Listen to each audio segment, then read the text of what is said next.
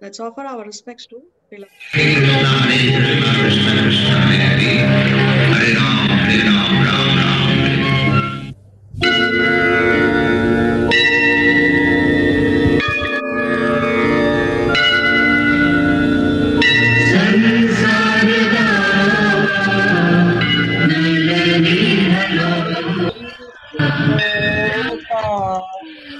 Naraya Sadhu Tanatana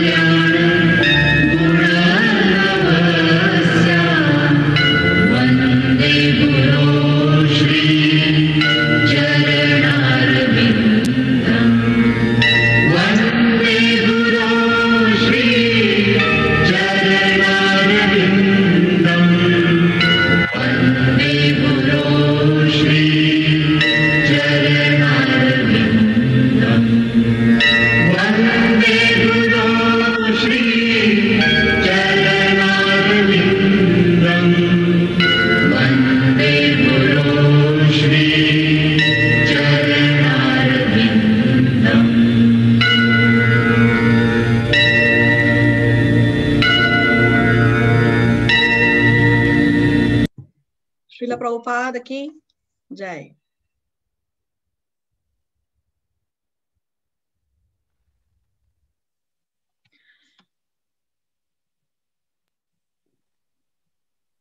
Okay, so what did we see in the previous class?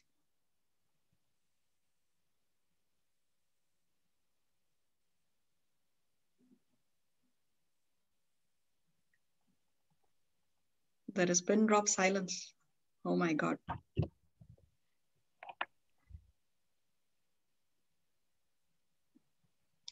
We saw the lifespan of which personality?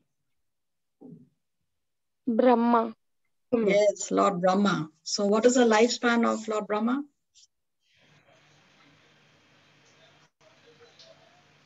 It was like 312 3.1 trillion. 104 and so many 0 years.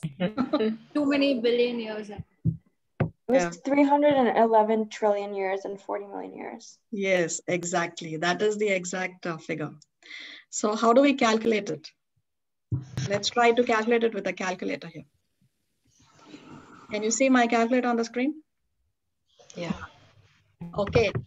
So the only figure that we need to know to calculate this is the duration of Kali Yuga. So what is the duration of Kali Yuga? 432,000 years. Exactly, 432,000 years. So this is the duration of Kali Yuga. Now double of this is the duration of Dwapara Yuga. So that is this, we add 864. Okay. Now 3 times Kali Yuga is the duration of, 3 times Kali Yuga is the duration of Treta Yuga. So what is the duration of Treta Yuga? +43. This is the duration of Treta Yuga. Now we add the duration of Satya Yuga. Satya Yuga is 4 times Kali Yuga. So that is 1728, 1,728,000 years. So all these 4 yugas put together gives us a duration of 1 Divya Yuga. So 4 yugas put together is the duration of 1 Divya Yuga. Now 1,000 Divya Yugas give us the duration of Brahma's day or his 12 hours. Okay, so this figure that we have on the screen multiplied by 1,000 is the duration of Brahma's 12 hours. So let's do that. Multiplied by 1,000.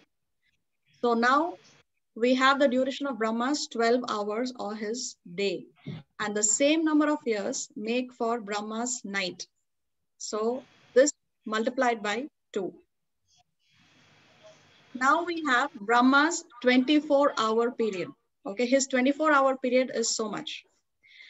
Now he lives for 100 of his years. So 1 day is so much. Vedic system, there are 30 days a month, 12 months a year, and he lives for 100 years. So now we multiply this. This multiplied by 30 days a month, that multiplied by 12 months a year, and that multiplied by 100. So now we have the age of Lord Brahma, that is 311 trillion 40 billion years. Is it easy now to understand?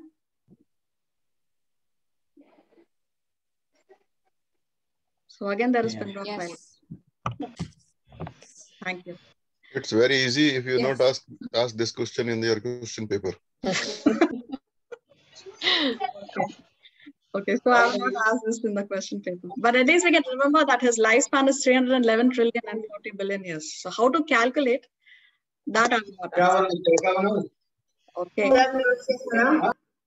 So what else did we see in the previous class? Okay. Let's go to our PowerPoint. We talked about the 6 kinds of incarnations. Oh, yes. Very, very important. We saw the 6 kinds of incarnations.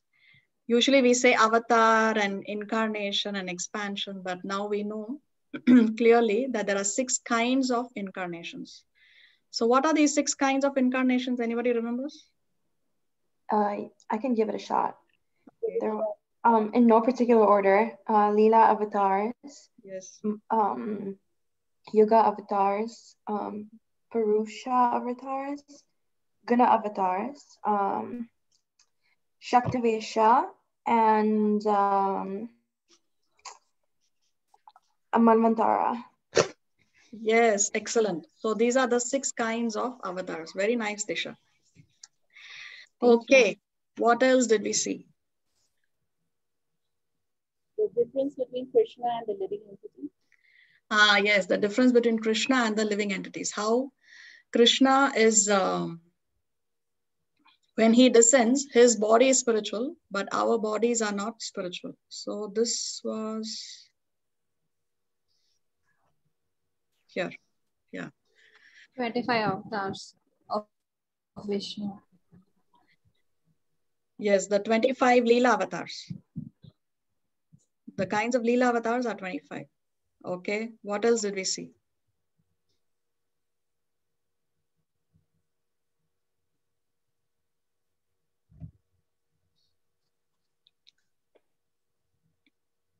We saw the colors of Krishna in each age.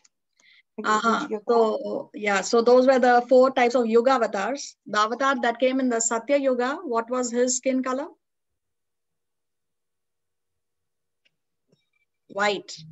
Then Treta Yuga avatar was red. Dwapara Yuga avatar was black, of course, Black. Krishna. And Kali Yuga avatar is golden, which is Lord Golden. Chaitanya Mahaprabhu. Golden. Okay, what else did we see?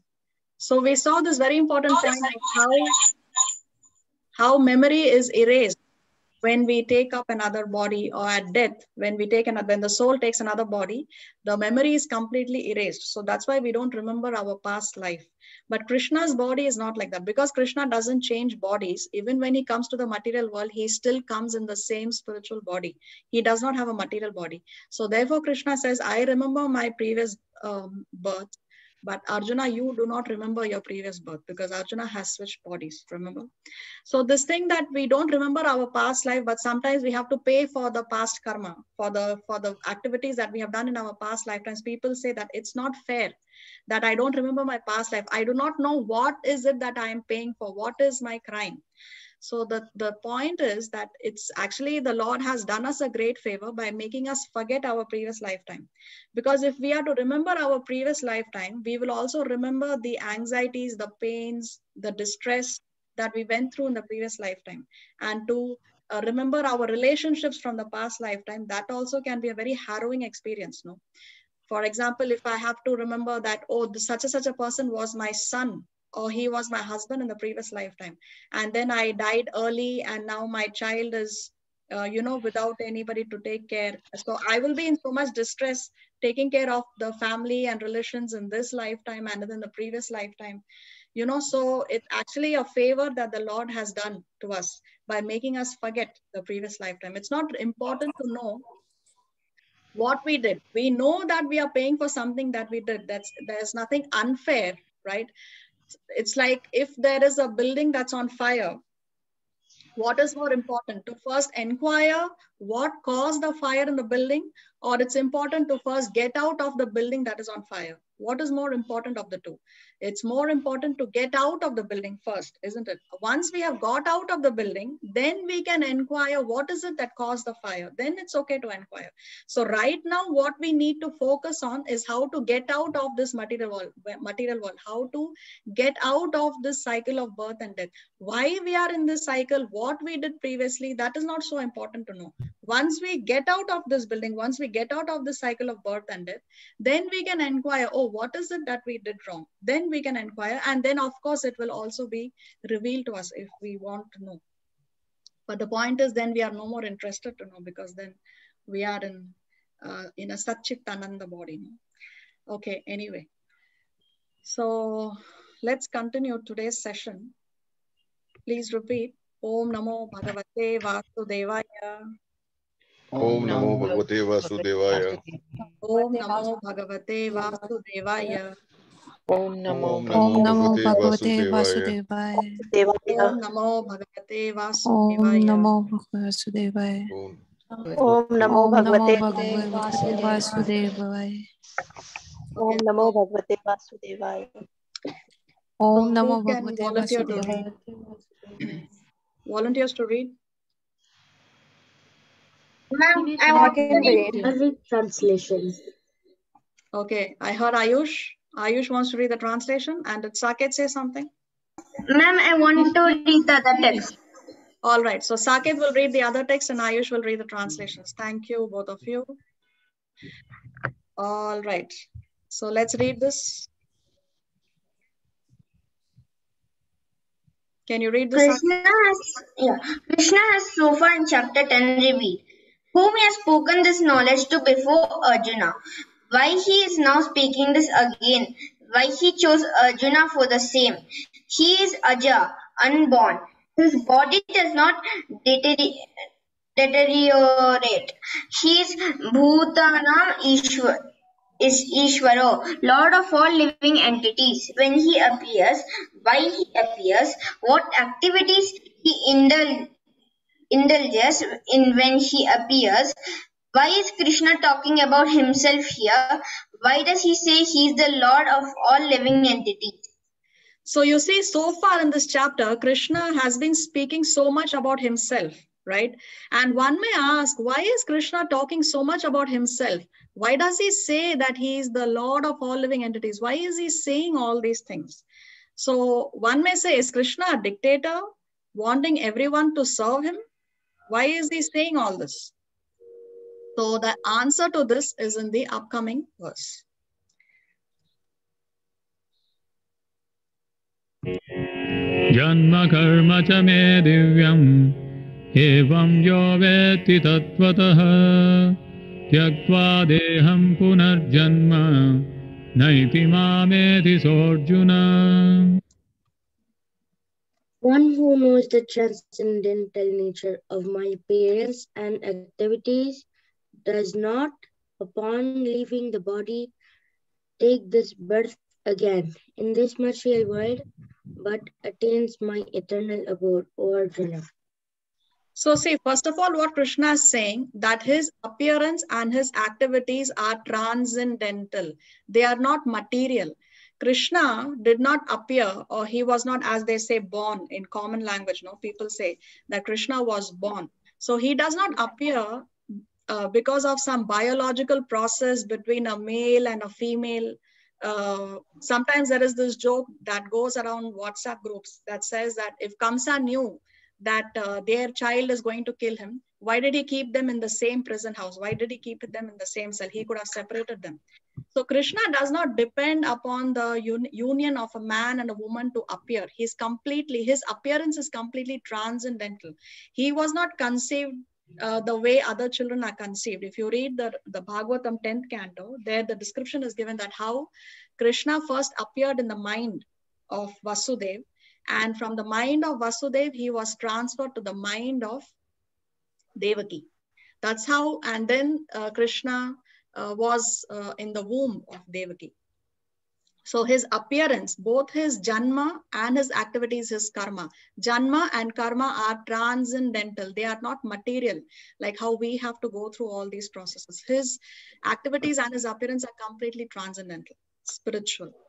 And then what does he say? Upon leaving the body, one who knows this, upon leaving the body, does not have to take his birth again in this material world. So here, knowing, when somebody knows, it means that he understands. Just knowing, we can say that, okay, probably half the world population knows something about Krishna, right?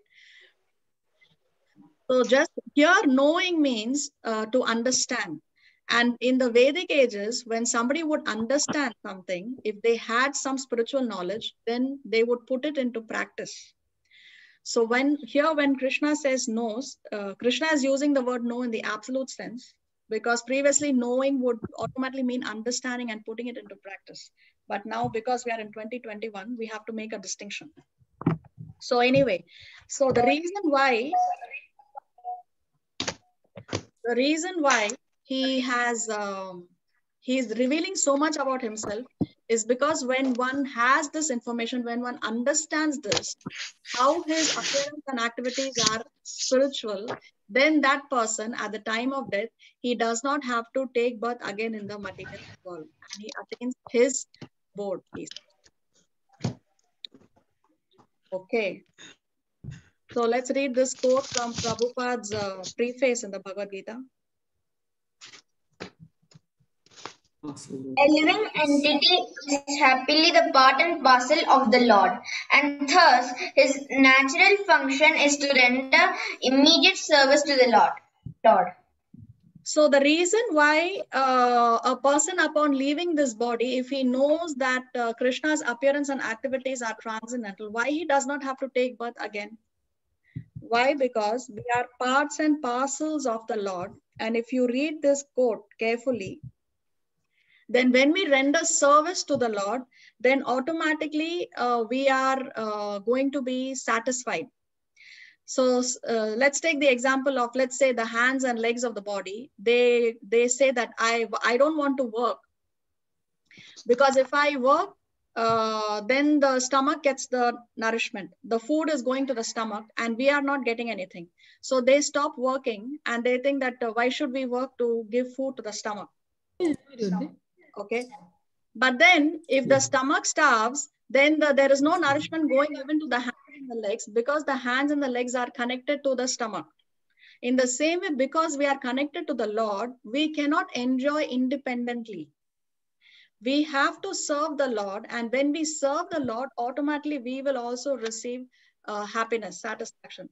That's why when we do any kind of seva, when we do any kind of service, we find we receive, although somebody may not give us a salary, nobody pays us any money, but the kind of contentment and satisfaction that it gives us, that only the person who's doing the seva knows, right? It cannot be described. That's why, because when one serves the Lord, then you derive that satisfaction, because we are parts and parcels of the Supreme Lord. So what is the answer to this question? Is Krishna a dictator wanting everyone to serve him? The answer is Krishna is not a dictator, but a benefactor. He wants us to get benefited, right? He is our well-wisher. And he knows that we can only go back to the spiritual world when we understand that his appearance and his activities are spiritual. And that's the reason why he's giving us all the information that he gave us throughout these verses. And of course, as we progress more in the Bhagavad Gita, he's going to reveal more and more about himself. So 4.10. Vitaraga bhaya krodha manmaya mamupashritaha bahavo jnana tapasa Utamadbhavamagataha. Being freed from attachment, fear, and anger, being fully absorbed in me, and taking refuge in me, many persons in the past became purified by knowledge of me, and thus they all attained transcendental love for me. Oh, sorry. So here what he's saying, not only is Krishna saying that if you do this, then this will happen. He's saying that this is a tried and tested method. Therefore, I am recommending. So he's saying that this has been undertaken by people in the past, by many persons in the past. He's saying have become purified by this knowledge of me. One second, hold on.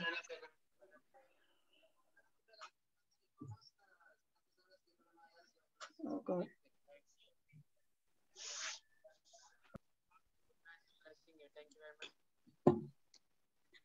Okay, so what he's saying here, that one has to be free from raga, bhaya, and krodha, attachment, fear, and anger.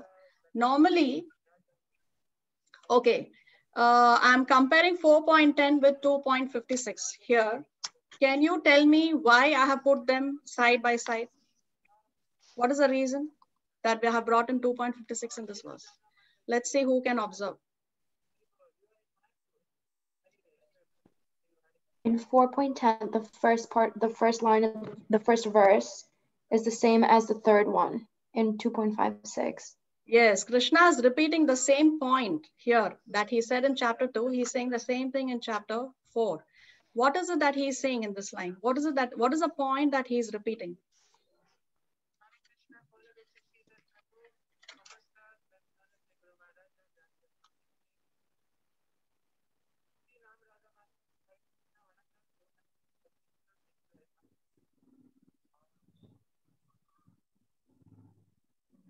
Regarding threefold miseries. Sorry? Regarding threefold miseries, he is repeating. We should be freed from the attachment, fear, and anger. Here, this birth, death, and old age. No, here he's not talking about birth, death, and old age. He's not talking about birth, death, and old age. What he's telling, what is the line that is being repeated? Free from attachment, fear, and anger. Free from attachment, fear, and anger. Ah, yes. To be free from three things: attachment, fear, and anger. So why is Krishna repeating this? What does it mean? When there is repetition, what does it mean? When there is repetition of something, that means he is emphasizing on that point even more. So that means we have to pay that much more attention to this point. So what is that point that he's emphasizing on? That we have to be free from three things: attachment, fear, and anger. Raga, bhaya, and krodha. Okay. So normally, mostly, people are attached to their present. You know what they possess now, what are their belongings, their prestige, their pride, their family. So people are usually attached to their present. What is it that they fear? Mostly the fear is regarding the future. Oh, what will happen in the future, right? That's why the insurance companies, they make so much of money by encashing on this factor that people are fearful about the future. And that's the reason why we have different kinds of insurances. We have life insurance, health insurance. We don't know what will happen to our health, our life in the future. We will be robbed. So there is, we insure our houses against theft, against fire. So people are usually fearful about what the future holds for them. And there is anger regarding the past. So we bear grudges against people, against situations that have happened in the past. We don't want to let go, right? So people are still holding on to that. So Krishna says that you have to let go of anger, attachment, and fear. Now question, can attachment, fear, and anger be spiritual? Yeah, it can be. It can be. Can you elaborate how? Means we should attach to Krishna. We should fear about Krishna. See, if we are not doing something, see, really we want to go back, we should be feared that regarding, we have to go back. If we will not go back, that is fear. Anger, we did not doing still now. We should be anger toward ourselves to go into spirituality. Can't we? Okay, let's see. So, very nice, Manasa. So, attachment, does Prabhupada look like he's attached here? Yes. Yes, but he is attached to Krishna. You can see he's chanting. Look at the expression on his face with so much passion. So you can see that his attachment is not material. His attachment is spiritual. So one can be attached to Krishna, his pastimes, his devotees, attached to the spiritual master, attached to the instructions of the spiritual master. So yes, attachment can be spiritual. But of course here, when Krishna says that you have to be free from raga, bhaya, krodha, he's talking about material. Attachment, fear, and anger. But we can spiritualize these factors. Then, so this is exactly what Manasa said. And fall down. What we have to fear? We have to always fear Maya. We should always be on high alert that, you know, I don't want to fall in the trap of Maya. So we have to fear our fall down. Therefore, that much more we have to be determined in our spiritual practices. If we don't fear, you know, Prabhupada said that as long as you are chanting, that is your greatest weapon against Maya. As long as we are chanting, she cannot bring us down. But the moment we stop chanting, it's like we have laid down our weapons and now she has got you very easily, just like that. So we have to fear our fall down. And Hanuman, did Hanuman use his anger in the service of the Lord? Yes, because when he burned down Lanka, he was angry, he was ferocious, right? And he burned down the whole of Lanka. But here, he used his anger in the service of Lord Ram and the devotees of Lord Ram. So we can also spiritualize anger. Okay, so with this, we come to the end of section 1. We start with section 2. This title as Krishna as the goal and creator of all paths. Let us see what it has for us. Ye yatha mam prapadyante tams tathaiva bhajamyaham mama vartmanu vartante manushya partha sarvashah. As all surrender unto me, I reward them accordingly. Everyone follows my path in all respects, O son of Partha. Pritha. Oh, Pritha. Okay. Okay. So see, somebody may complain that why is it that somebody else is receiving more mercy and I am receiving less mercy? Why is it that somebody else's prayers are immediately answered and my prayers the Lord is not answering? Here Krishna is answering that question. It's not that Krishna plays favorites. He is impartial. The Lord is impartial. So what he's saying, as all surrender unto me, I reward them accordingly. So why some people receive more mercy, some people receive less mercy? Why some people may be able to advance spiritually much faster than somebody else? It's because when we the mercy that we receive from the Lord is in proportion to our surrender. The more we surrender, the more the Lord rewards us. If we surrender only 10%, then we will get 10% reward. If we surrender 100%, then we will get 100% reward. So it's not that the Lord plays favorites. He is giving us according to the level of our surrender. Okay. So as all surrender unto me, I reward them accordingly. This is very, very important to understand.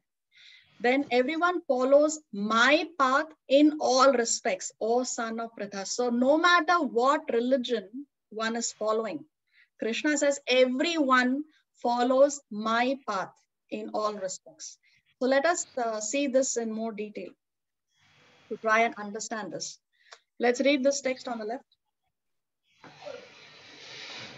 At the top, Krishna is dancing with his purest devotees as a lover.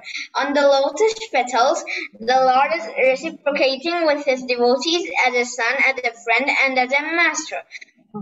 Below left, a devotee in the material world is associating with Krishna personally by painting his transcendental form. Next, an impersonalist, by his meditation, is merging with the Brahma Jyoti, the spiritual effulgence emanating from the Lord's body. On the right, a mystic yogi is walking on the water. On the far right, a spiritual worker is receiving the fruits of his labor. So see, Krishna is reciprocating to different people according to what is it that they desire. Of course, desire and deserve. So here the gopis, they see Krishna as their paramour.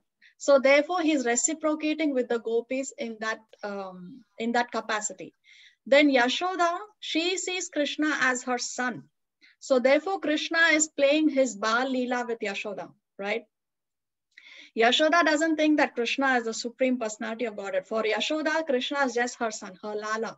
So then Krishna shows that he is afraid of Yashoda's stick. He's running away from her. So he's playing these pastimes and he's reciprocating Yashoda's motherly love that she has for him. Then if somebody sees Krishna as his friend, then Krishna also reciprocates with him as a friend with the Gopas. Somebody else sees Krishna as the Supreme Lord. So then Krishna reciprocates to him that, okay, I see you. You are my eternal servant, like that. So how we see the Lord, Krishna reciprocates in that way. Then down, we have already discussed how the absolute truth is realized in three features: Brahman, Paramatma, and Bhagavan. So this person who's painting the Lord, he is attracted to the form of the Lord. You can see he's painting the form of the Lord. So therefore, he realizes that the Lord is Bhagavan. He is a person. Then the next person who's sitting down in meditation, he wants to merge into the Brahma Jyoti. So there, he thinks that the Lord is a light. This other person, because he has engaged in dhyana yoga, he has developed some mystic powers, and therefore he's able to walk on water. So there are some mystic powers that yogis can develop by engaging in the dhyana yoga process. The 6th chapter is titled Dhyana Yoga. So we'll see dhyana yoga in detail when we go to chapter 6. But yes, there are mystic powers that they can develop. They can become very heavy. They can become very light. They can transport themselves from one place to the other place. They can walk on water. So these are the siddhis that they can develop, mystic powers. So this person here has developed mystic powers and he's able to walk on water. And in this last person, he is not interested in seeking the Lord at all. He is just interested in making money. So he's very happy receiving the fruits of his labor. So then Krishna gives him that. If he wants material thing, that's what he's getting.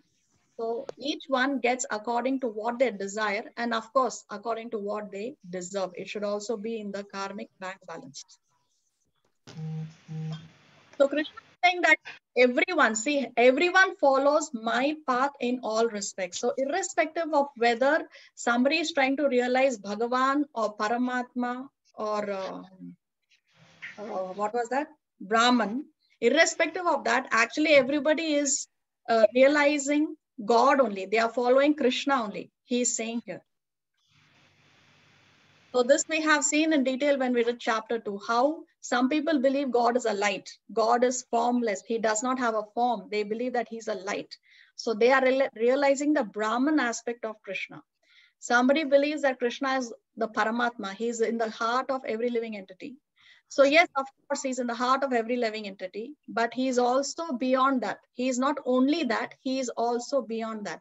Then some people realize that God is a person. He is Bhagavan. He's a personality. He's a person like you and me.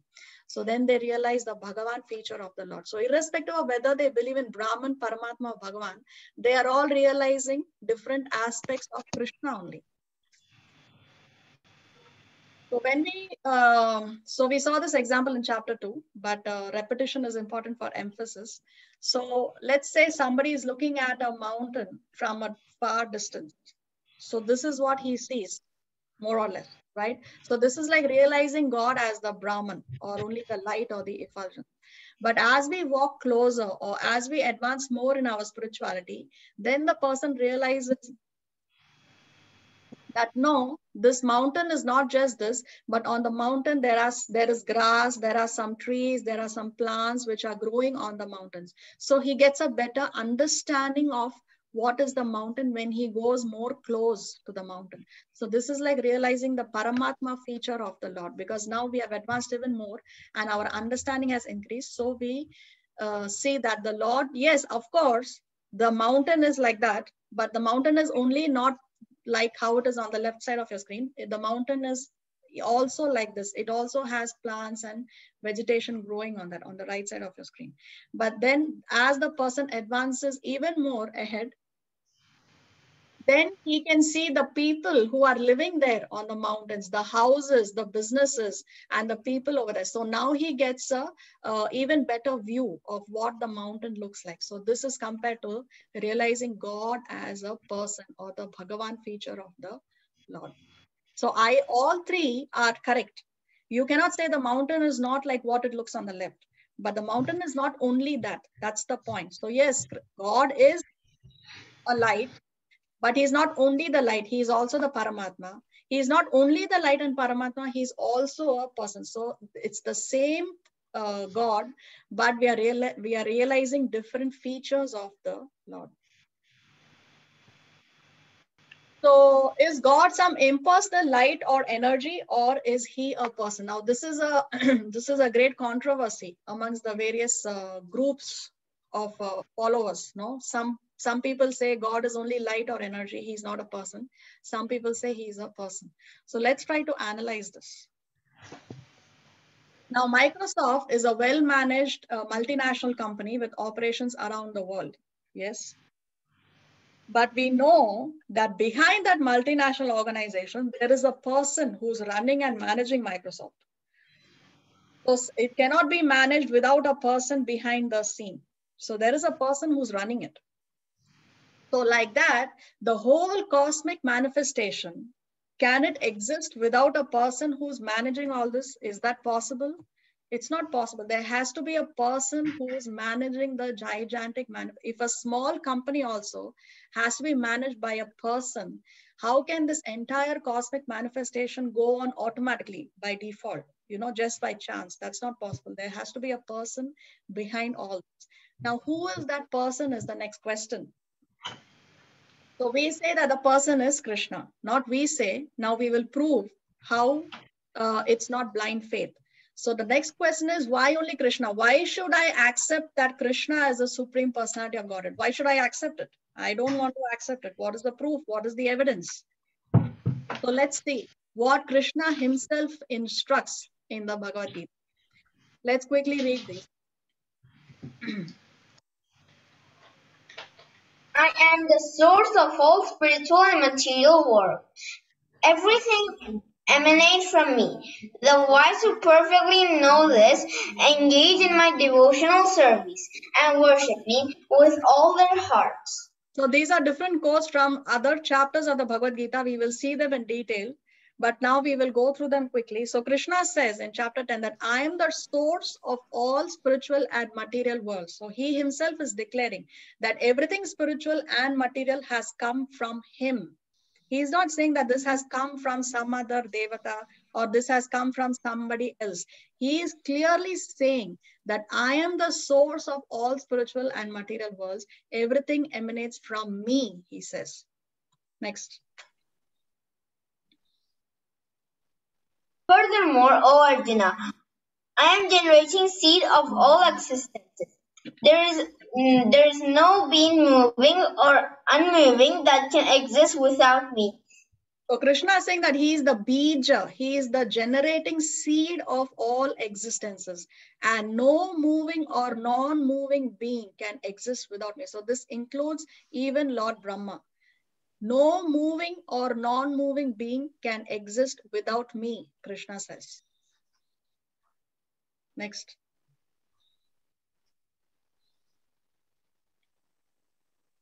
The material nature is working under my direction, O son of Kunti, and it's producing all moving and unmoving beings. By its rule, this manifestation is created and annihilated again and again. So he's saying the whole material nature is working under my direction. Okay. Next. The whole cosmic order is under me. Under my will, it is automatically manifested again and again. And under my will, it is annihilated at the end. So he's saying the whole cosmic order is under me. Again, he's saying that it is all under me. He's not mentioning that it is under somebody else. It is under me, he says. Next. I enter into each planet and by my energy, they stay in orbit. I become the moon and thereby supply the juice of life to all vegetables. So when the planets are floating in space, it is because of Krishna's energy. So Krishna is saying that even the planets are there in its place because of his energy. And the juice of the vegetables comes from the moon. And Krishna says, I become the moon and supply the juice of life to all vegetables. Okay, next. Know that all beautiful, glorious, and mighty creations spring from but a spark of my splendor. So sometimes we marvel, we look at these beautiful falls or the mountainous areas, and we look at nature and we say, oh, this is so beautiful. You know, the beauty of nature, we say. But Krishna is saying that everything beautiful, glorious, and mighty creations, all that you see is only a spark of my splendor. So just a spark of his splendor is all the beauty that we can see. Now, somebody may say, okay, Krishna himself is saying that he is the supreme personality of Godhead, that everything is emanating from him. Nobody can exist without him. So why should I believe Krishna?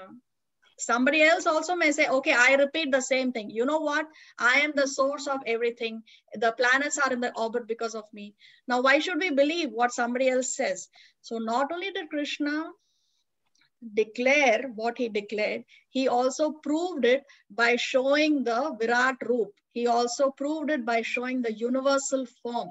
He showed the universal form to Yashoda. Yashoda saw in Krishna's mouth the entire cosmic manifestation, right?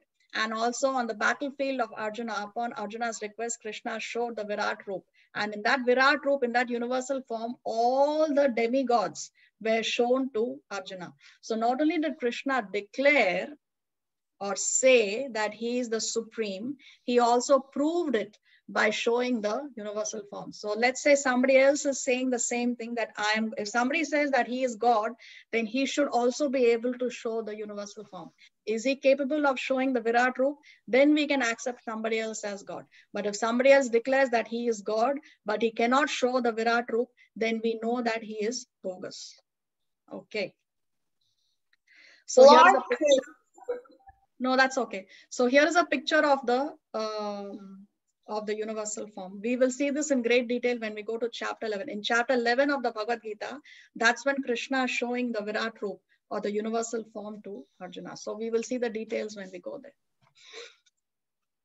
Okay, so not only has Krishna declared and proven it himself, but even other great personalities have accepted that Krishna is the supreme personality of Godhead. Let us read this quote from the Brahma Samhita. Krishna, who is known as Govinda, is the supreme Godhead. He has an eternal, blissful, spiritual body.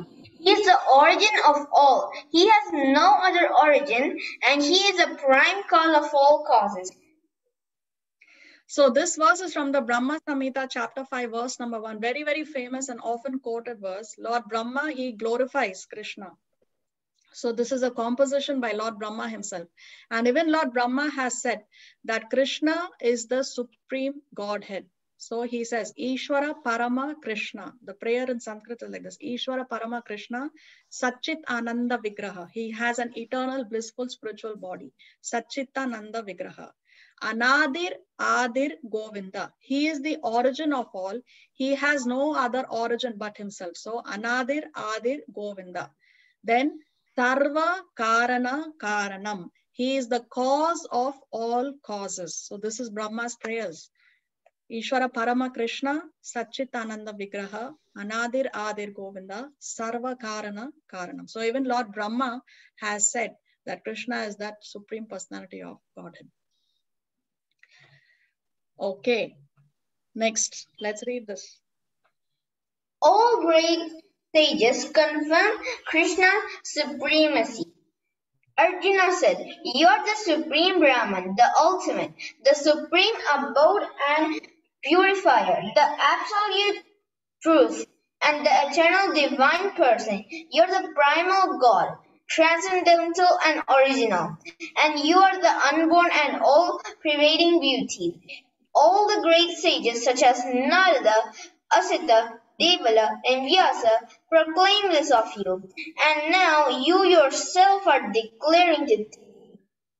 So this is a statement of Arjuna to Krishna in chapter 10, where he's saying that you yourself are saying this to me now, but even otherwise, great sages like Narada Muni, Ashita, Devala, and Vyasadeva himself has proclaimed this very same thing about you. So even the great sages have confirmed Krishna's supremacy. And then even the great acharyas. Who is an acharya? What is the definition of an acharya? One who? We had this in the exam. One who? One who preaches? One who preaches? No. Anyone who preaches is an acharya? No. One who practices what he preaches. One who practices what he preaches? No. One who teaches, the teacher. One who teaches? So anybody who teaches is acharya? No, there is a more definite.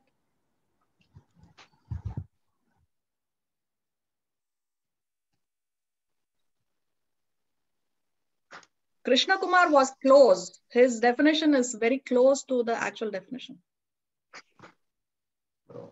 We had it in the exam. One who teaches by example. Yes, one who teaches by example is an acharya. So who is the founder acharya of the International Society for Krishna Consciousness? Srila Prabhupada? Yes, Srila Prabhupada. Okay. So even the great acharyas like Madhavacharya, Ramanujacharya, and Chaitanya Mahaprabhu themselves have all confirmed that Krishna is that supreme person. Then even Shankaracharya, let's see what Shankaracharya says. Let's read this. Shankaracharya summarizes, there is only one scripture, the song of the... You have to read the Sanskrit. Okay. Ekam Shastram Devaki Putra Geetam. Eko Devo Devaki Putra Eva. Eko Mantras Tasya Namani Yani. Karmapi Ekam Tasya Devasya Seva. There is only one scripture, the song of the son of Devaki. There is only one God, the son of Devaki. There is only one mantra, the name of the son of Devaki. There is only one virtuous work, the dedicated service to the son of Devaki. So Shankaracharya was the main exponent of the Mayavad philosophy. He was incarnation of Lord Shiva. Okay. So even Shankaracharya has said that Ekam Shastram Devaki Putra Geetam. Let there be only one scripture, which is that the song of the son of Devaki. Who is that? Which scripture is that? Bhagavad Gita, because Bhagavad Gita means the song of God. So let there be Ekam Shastram Devaki Putra Geetam. Eko Deva, let there be only one God. Who is that? Devaki Putra Eva, the son of Devaki. Let there be only one mantra. Eko Mantras. What is that mantra? The name of the son of Devaki.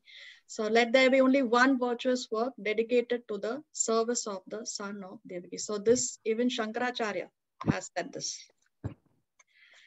So just like engineers and just like the design engineers and Bill Gates of Microsoft will best know about their latest, Okay, so Bill Gates knows the best about the latest product of Windows, right? Because he is the one behind it all. In the same way, the compiler of all Vedic literatures will best know who the Supreme Lord is. So who has composed all the Vedic literatures? Vyasadeva. Vyasadeva, yes, Vyasadeva. So Vyasadeva, because he is the compiler of all Vedic literatures, he will know best who is that supreme person, because that's a burning question. People say, who is God? I have not seen God. Nobody has seen God. They would make statements like that. So we are trying to analyze who is that one, who is that, who is God? So Vyasadeva, because he has composed all the Vedic literatures, he will know best who is that supreme Lord. And what does he say? All the Vedic literatures are compiled by Vyasadeva, who is the literary incarnation of God. So he is a Shakta Vesha avatar. He is the literary incarnation of God. And Srimad Bhagavatam was his final work. Now Vyasadeva had composed 108 Upanishads, and he had composed 17. In total, he composed 18 Puranas, but at one point he had composed 17 Puranas. He had composed Itihasas like the Mahabharata, and he has composed a lot of the 4 Vedas and all the Vedic literature, right? And after he composed all this, he was not feeling satisfied. He felt something is missing, you know, it's not complete. So therefore, he asked his spiritual master Narada Muni, why is it that I'm feeling dissatisfied? What should I do? Then Narada Muni advised him to compose the Srimad Bhagavatam. He says, you have forgotten to glorify God and the devotees of the Lord. That is what is missing. So upon the advice of his spiritual master Narada Muni, then Vyasadeva composed his final masterpiece, which is the Srimad Bhagavatam. The Srimad Bhagavatam is called as the Amala Purana, or the spotless Purana.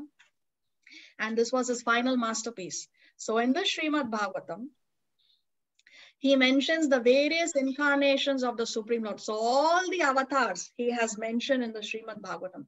He has also given details of the Kalki avatar, which we saw in the previous class. No, what is the name of his father, which village he will appear in. We have seen those details in the previous class.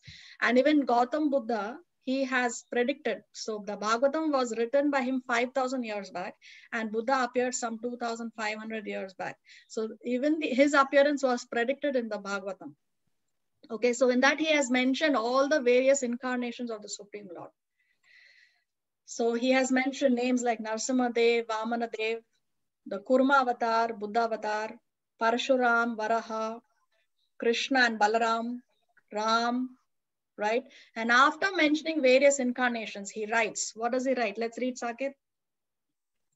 Ite Kamsa Kala Pumsa Krishnastu Bhagavan Swayam Indrari Vyakulam Lokam Mridayanti Yuge Yuge.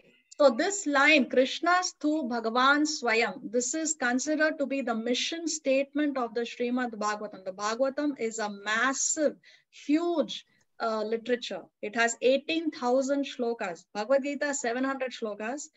So Bhagavatam has 18,000 shlokas. So this one line is considered to be the mission statement of the entire Srimad Bhagavatam. What is that?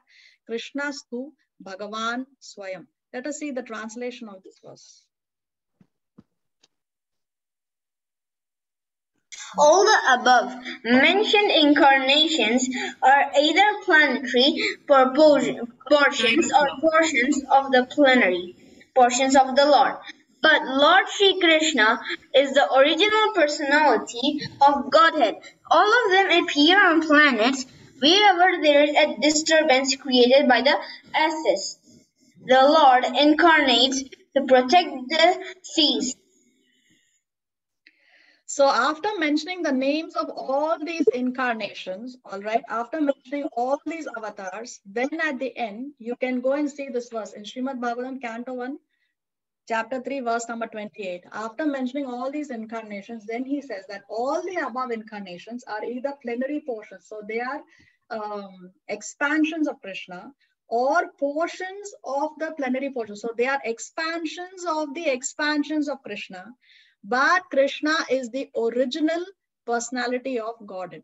So Krishna is that personality from whom all other avatars have come. He is that personality from whom all other incarnations have come.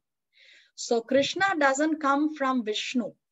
Vishnu comes from Krishna. This is a misconception that most of us have. Even I had the same question before I came to reading the Shastra and reading Prabhupada's books. Krishna is the original personality of Godhead. Krishna doesn't come from anyone. Krishna is not an avatar. Krishna is an avatari. He is the original personality of Godhead. So all other incarnations come from Krishna. Krishna doesn't come from anybody. We saw that even Brahma Samhita, he says, no? Anadir Adir Govinda. Anadir, he doesn't come from anyone. He is, see that, Brahma also says, the third line on the left, he is the origin of all. He has no other origin. Krishna doesn't have another origin. So we cannot say that Krishna is coming from Vishnu. Krishna has no other origin. So clearly, Lord Brahma also has said the same thing. Vyasadeva also has said the same thing. So great personalities have confirmed this.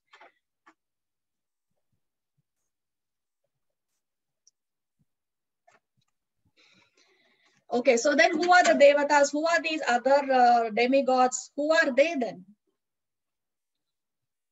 So just like in every country, there is only one president and many ministers. In the same way, there is one supreme god and many demigods and demigoddesses. There are other Devi and Devatas who are the administrators of the universe.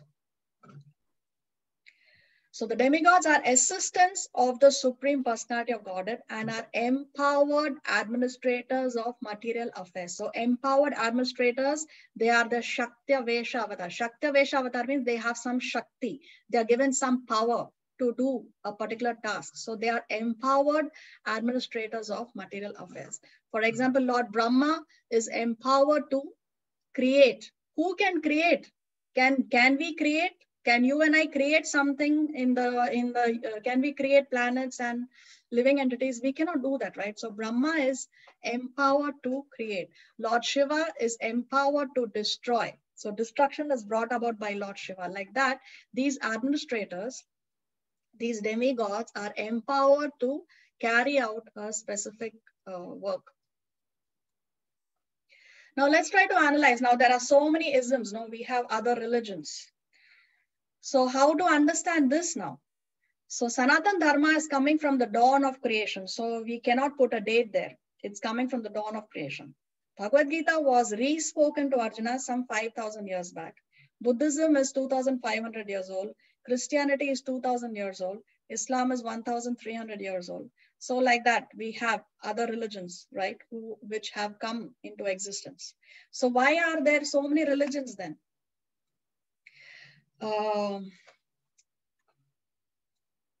So as long as we are following a bona fide religion, now there are different religions because different people, they preach according to three factors. What are the three factors? Time, place, and circumstances. So whenever a messenger of the Lord comes to preach, then they are preaching according to time, place, and circumstances. The people and their understanding is not always the same throughout all periods of time, right? As we advance, our intelligence is reducing more and more, and the circumstances are also different. The place is also different. So they give the same message, but they are preaching according to time, place, and circumstances. Now, that doesn't mean that they change the basic concepts. Okay, when a bona fide religion comes into existence, bona fide religion, okay, I'm not talking about those, what we learned, Mityacharis. I'm not talking about Mityacharis. I'm talking about a bona fide religion. When a bona fide religion preaches, they preach the same concept. Only thing, they change the way they present it to the audience. For example, in my Word document, if I write the word black, I can write the word black, I can change the font color, I can change the font style, and I can change the font size. right? So how I present it, I can change that. But the word black, I will not change. That I cannot change. So the same message is passed on, but the way it is presented, that only changes in a bona fide religion.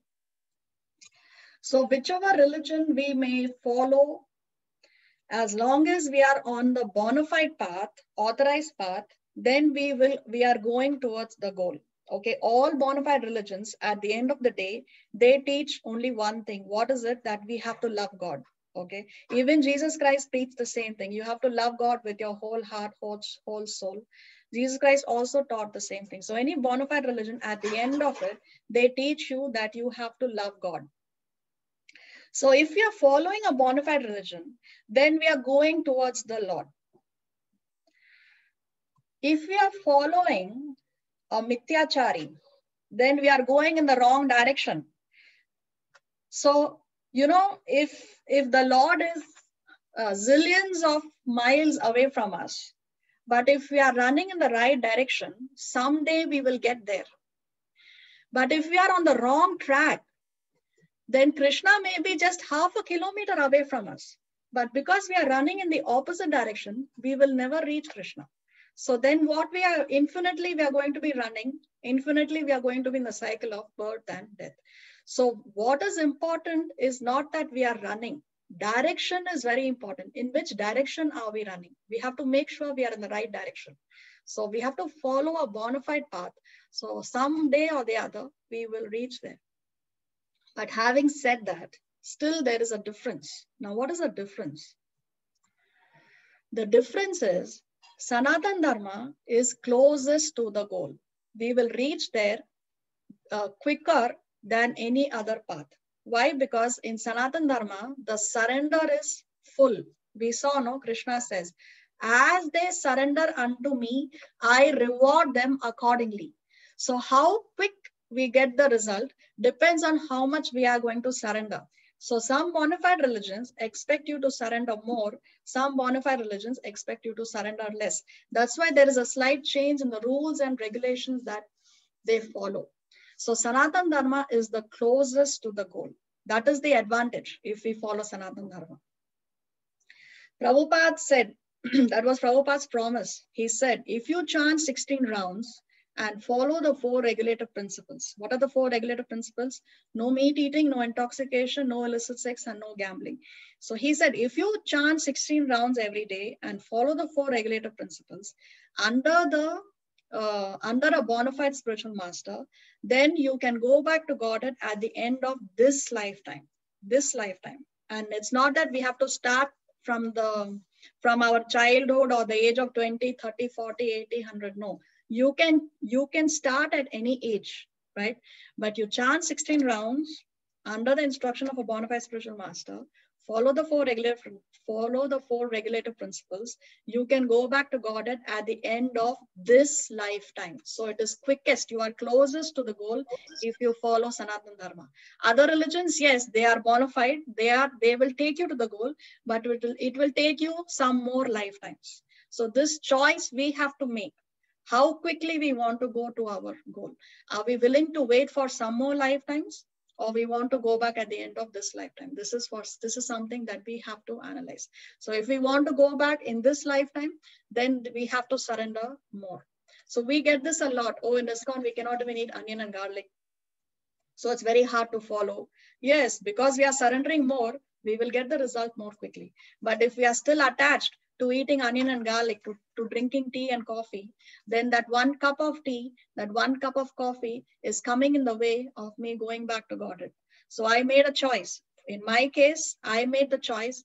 I don't want to risk taking another birth because I don't know if in the next birth I will come in touch with the Bhagavad Gita. What if I'm born in an American family where eating beef is considered very normal? I don't know what will be the situation, what will be the circumstances. So I don't want to take the risk. So this is a choice that we have to make. So this is the goal. Whenever I feel hassled, then I think of this picture and I think, okay, it's a very, very small price to pay. Giving up tea, coffee, onion, garlic is a very, very small price. It's very trivial, considering the goal that one will get at the end of this lifetime.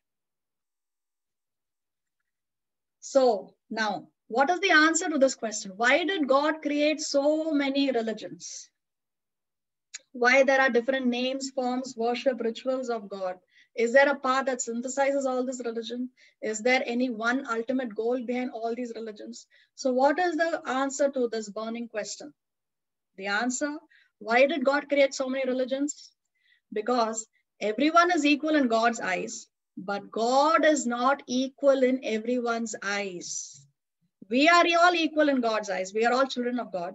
But everybody doesn't see God equally, right? Somebody sees him as light, somebody sees him as Paramatma, somebody sees him as Bhagavan. So everybody is not seeing him equally. Therefore, to accommodate every single one of us, therefore he has created so many religions.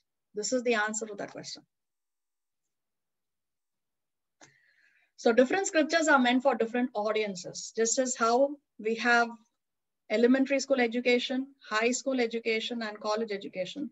So the mathematics that is taught in elementary school is lower than the maths that is taught in high school, and that is lower than the maths that is taught in college. Why? Because the intelligence of the child varies, right? So the teacher is teaching the child according to the intelligence, according to the grasping capacity of the child. If we teach college mathematics to an elementary school student, is he going to understand? He's not going to understand. So different preachers are preaching according to the audiences. So other religions are compared to the pocket dictionary, and Sanatana Dharma is compared to the Chambers Dictionary. In the Chambers Dictionary, it's complete, right? All information, all kinds of words are there. But not everything that is there in the Chambers Dictionary is there in the Pocket Dictionary. Pocket Dictionary gives you the meanings of many words, but not everything is there, right? Chambers Dictionary is more complete. So Sanatana Dharma, the Shastras or the scriptures of Sanatana Dharma give you all information. Sanatana Dharma tells you who is God, what is his name, we know the color of his skin, we even know the color of his dhoti, yes, who are his friends, whom does he, in whose womb he appears, who are his parents, which place he appears, who are his friends, who are his relatives. Every single detail we have in Sanatana Dharma. But this information in other religions is not there. It is absent. They don't tell you that. They don't go into all those details. Why? Even Jesus says this in the Bible. What did Jesus Christ says? There is much that I have to tell you, but you cannot bear it now. So Jesus Christ himself said that there is a lot more that I have that I can reveal. But he says that he's telling his audience that you cannot bear it now. So because they cannot understand, that's why Jesus Christ did not reveal everything to his audience, to his followers. So therefore, Sanatana Dharma, everything is revealed, all information is there. But in other religions, not everything is revealed. But Krishna said in chapter 2, I shall declare unto you in full this knowledge. So he told Krishna that I am going to reveal everything. This knowledge is going to be revealed to you in full. So nothing is retained in Sanatana Dharma. Everything is there. Okay, but this is what is absent in other religions. So there are different paths, but the goal is one. People on different paths are not realizing different things. They are all realizing different degrees and aspects of Krishna. So this is the famous 6 blind people trying to explore the elephant. They are all exploring different aspects of the elephant. None of them is wrong, because the one who's looking at his trunk thinks that it's a snake. So they are all realizing different aspects of the same elephant. So people on different paths are realizing different degrees and different aspects of Krishna. So the bottom line, the Lord offers his embrace at our pace. We all have different paces. Some of us are running, some of us are walking, some of us are crawling. Some of us are surrendering more, some of us are surrendering less, some of us are surrendering the least. So he is offering his embrace, yes, but at our pace. At whatever pace we are willing to take, how much we are willing to surrender, to that extent he is reciprocating to us. So somebody may say, okay, fine. So I accept that Krishna is God, but Krishna is not present physically. He's not there. In Dwapara Yuga, people could see him. They associated with him. But now, how do I do? Krishna is not in front of my eyes. So the Lord has manifested in the form of a deity. When we do service to a deity, to a murti, it is not different from doing service to the Lord himself. Okay. So when we do murti puja, some people say, oh, why are you worshipping a stone? Why are you worshipping wood or metal? But we are not worshipping wood or stone or metal. We are worshipping God because the Lord has manifested in the form of a deity, in the form of a murti. And this is the mercy of the Lord, right?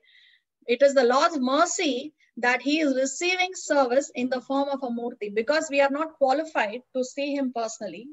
Therefore, but we can see the murti, right? So therefore, it is his mercy that when we do murti puja, he is accepting the service. It is not different from serving the Lord himself. Anybody knows the story of Sakshi Gopal?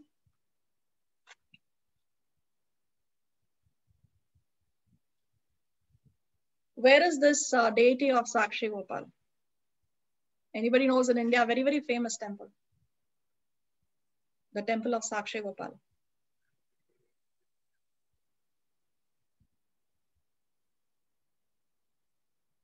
Has anybody been to Jagannath Puri? Bhubaneswar? Bhubaneswar, yes. If you go from Bhubaneswar to Puri on the way, from Bhubaneswar to Puri by road, then you come across this temple of Sakshi Gopal.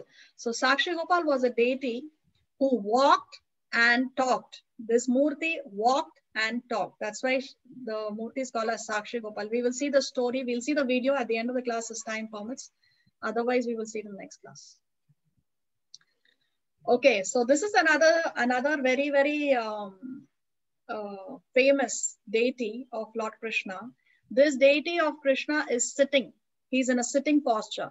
And it's the only deity of Krishna where in the world which is in a sitting posture. Actually, this deity was standing. This deity was called Gopinath. And the deity was standing like all other deities of Krishna. Yes. And Gadadhar Pandit. Gadadhar Pandit, who's Gadadhar Pandit? When we say the Panchatattva mantra, Jai Shri Krishna Chaitanya Prabhu Nityananda Shri Advaita Gadadhar, right? Gadadhar, that Gadadhar from the Panchatattva, that Gadadhar Pandit, he was serving this deity of Gopinath. And after Lord Chaitanya disappeared, when he departed from here, then Gadadhar Pandit, he was feeling a lot of separation from Lord Chaitanya. And although he was only 48 years old, he became like, his body became arched, bent, because he was feeling so much separation. So he kind of aged very quickly. And he was not able to garland the deity because his body has bent so much, arched so much. He was not able to garland the deity also. So he thought in his mind that I would like to hand over the service of this deity to somebody else, because now I'm bent so much, I'm not able to serve this murti. But then the next morning, they found that this deity of Gopinath sat down. They found the deity in a sitting position, because now that the deity has sat down, then Gadadhar Pandit can garland the deity. So in order to receive the service of Gadadhar Pandit, this deity sat down.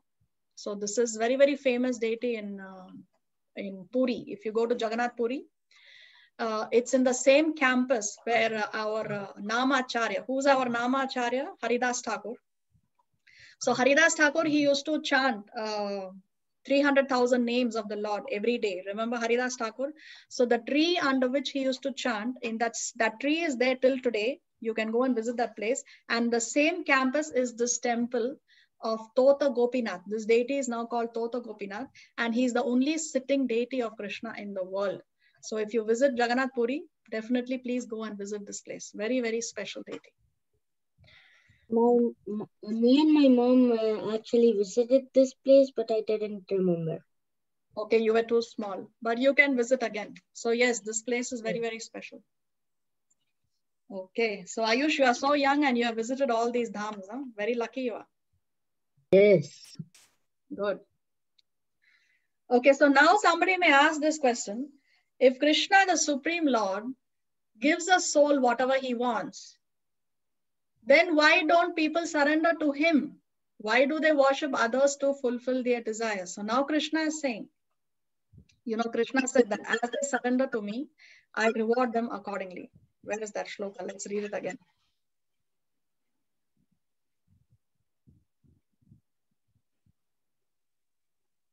So see, as they surrender unto me, I reward them accordingly. So somebody may say, okay, if Krishna is giving rewards to everyone according to what they want, according to their level of surrender, then why people do not worship Krishna? Why are they worshipping other demigods?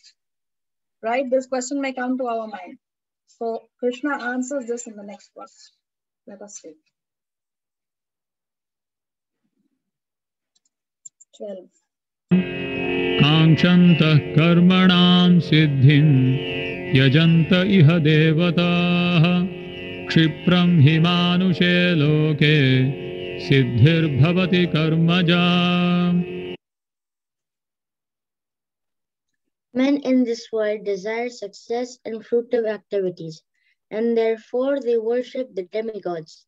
Quickly, of course, men get results from fruitive work in this world. Why people worship other demigods if Krishna is saying that he can fulfill everybody's desire according to their level of surrender? Why? Because they desire success in fruitive activities. So they are sakama devotees. They have the desire for sense gratification. And bottom line, they want results quickly. Very quickly they want the results. So actually the devatas are very, very easy to please. We can very easily please the devatas. Krishna is more difficult to please. Krishna also will fulfill our material desires, but it will take some time. Why does it take some time?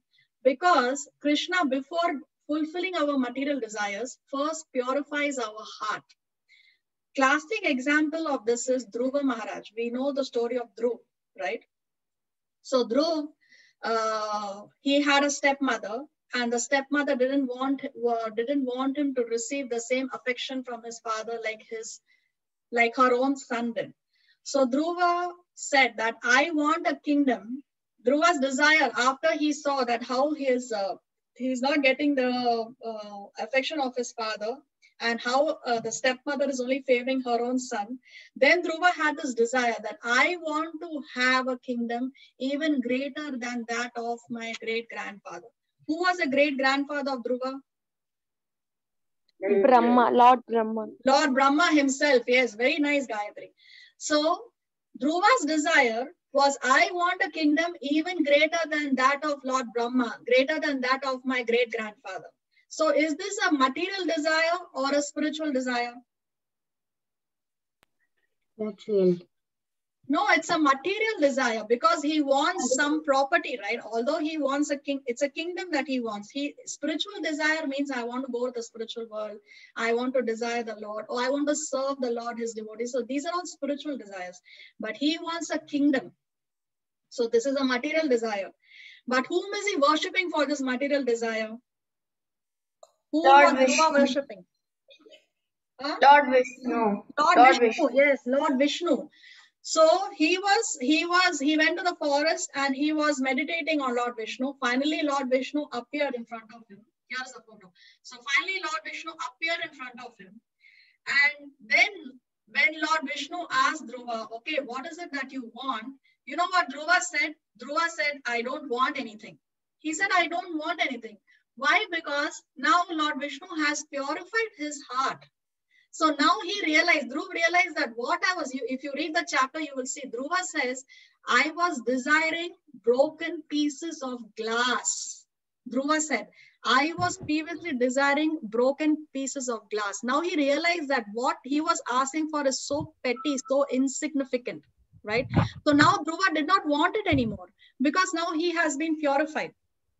But did Lord Vishnu still grant him his desire? His material desire, was it fulfilled? Yes. What did Lord Vishnu give him? It was a planet. Which planet? Dhruvaloka. Dhruvaloka, yes. In English, the scientists know it as the Dhruvaloka. No, the scientists in English, Dhruva they call star? it the Dhruva pole star? star. Yes, the pole star. Yes. So what the scientists know as the pole star is actually Dhruva Loka. So he said that, okay, you wanted a kingdom greater than that of your great grandfather, you get Dhruva Loka. So he gave him an entire Loka itself to him, to Dhruva. Before that, he said, you will be the king of this kingdom, that your father is a king of his kingdom, right? So Dhruva would become the king for how many years? 36,000 years. So Dhruva, he ruled that kingdom for 36,000 years. And he, without his senses deteriorating, he says that you will maintain your senses during those 36,000 years. So Dhruva's senses did not become old. He was youthful. And in that youthful body for 36,000 years, he ruled the kingdom. And after that, after those 36,000 years, he ruled the pole star or the Dhruva Loka. Now, what is special about this Dhruva Loka? How is it greater than that of even Brahma Loka? How is it greater than Brahma Loka? Anybody knows? Because it is guarded by Krishna. Guarded by Krishna? Okay.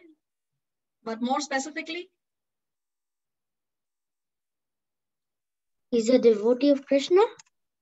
No, he's a devotee, but we are talking about the Loka. What is it about Dhruva Loka that is greater than Brahma Loka? Which is okay, you remember the 14 planetary systems in the universe? Yes. Okay, the topmost planet in the 14 planetary system is Brahma Loka. Yes. Now, Dhruva Loka is not above Brahma Loka. Dhruva Loka is below Brahma Loka. But Dhruva Loka, or the pole star, is a spiritual planet. This planet will not be destroyed even at the time of complete devastation. When there is complete destruction, even Brahma Loka will be destroyed because those 14 planetary systems are in the material world. So even Brahma Loka will be destroyed. When Brahma finishes his 100 years, there is devastation and even Brahma Loka is destroyed. But Dhruva Loka is a spiritual planet within the material world. So Dhruva Loka will never be destroyed. That's how it is greater than even Brahma Loka. So we can see the pole star from here itself. So this is very, very special, very, very unique that we can see something spiritual from the material realm. So Dhruva Loka is a spiritual planet within the material universe. So yes, Dhruva's material desire was fulfilled by the Lord. Vishnu gave him his material desire. He said, okay, you want a kingdom greater than Brahma Loka? He gave it to him. But before giving it to him, he purified his heart. That's why he said that I don't want it anymore. Actually, I was praying for broken pieces of glass. Yes. So when we worship the demigods, we get quick results. But when we worship Krishna or Vishnu Tattva, then also our desires are fulfilled, but it takes some time because before the desire is fulfilled, purification takes place.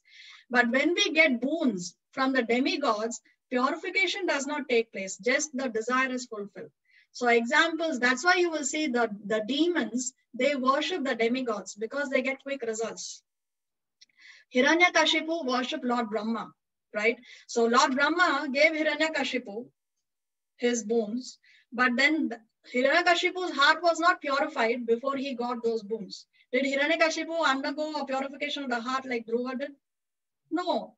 So demigods, they don't purify your heart, they give you. But Vishnu Tattva or Krishna, they purify the heart before giving you your material desires. So Krishna himself is saying, yeah, men worship the demigods to get quick results. So that's the reason why. This is the answer to that question. Let us read these important points from the purport.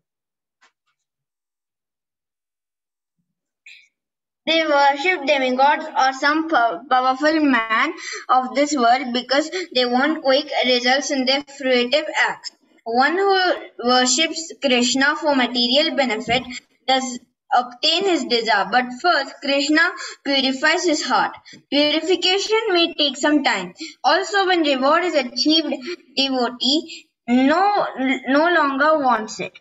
Example, Dhruva Maharaja. Analogy. Bones of demigods are like bubbles in the cosmic ocean. So bones of demigods are like bubbles in the cosmic ocean. How long does a bubble last in the ocean? Does it last long? Not long. No. It doesn't last long, right? So in the cosmic ocean, the bones of the demigods are compared to bubbles in the cosmic ocean. What does that mean? It means that the bones of the demigods are temporary. You cannot breathe the benefit of the boon of a demigod eternally. It will not last for long.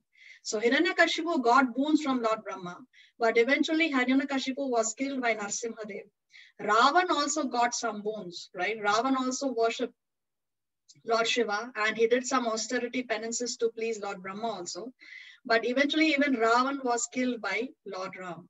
So boons of demigods are like bubbles in the cosmic ocean. They do not last long. They are temporary. Why the boons of demigods are temporary?